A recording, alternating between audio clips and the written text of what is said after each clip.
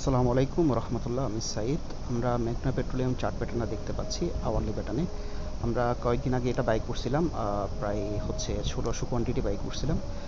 আমরা বাই করছিলাম হচ্ছে 14 টাকা, 13 টাকা এই প্রাইসে কিনছিলাম। এখন বর্তমানে অবস্থান করতেছে 214 টাকা 90 পয়সা।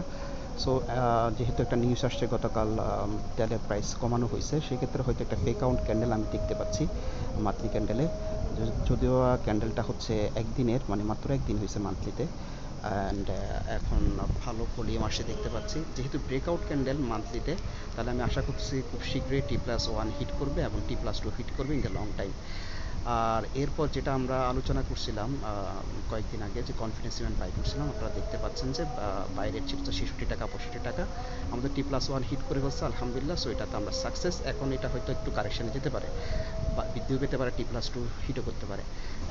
আজকের ক্যান্ডেলটা যেটা হয়েছে সেটা হচ্ছে আপনার ডোজি ক্যান্ডেল হয়েছে। সো হয়তো কারেকশন আজকে বা আগামীকাল বা পরশু একটা কারেকশন আসতে পারে। দেখা যাক প্যাটার্ন, নতুন প্যাটার্ন কী তৈরি করে ভবিষ্যতে। সো এরপর আমরা আলোচনা করব হচ্ছে অ্যাসোসিয়েট অক্সিজেন লিমিটেড। এখন দারুণ একটা পজিশনে আছে অ্যাসোসিয়েট অক্সিজেন লিমিটেড, এটা আপনারা দেখতে পাচ্ছেন আওয়ারলি প্যাটার্নে এখন বর্তমানে। সেটা আমরা আশা করতেছি T+1 হিট করবে কয়েক সপ্তাহের মধ্যে আশা করতেছি। যদি ব্রেক করে, ট্রেন্ড লাইন যদি ব্রেক করে নিচের দিকে, হয়তো আমরা সেক্ষেত্রে স্টপ লস দিয়ে বেরিয়ে যেতে হবে।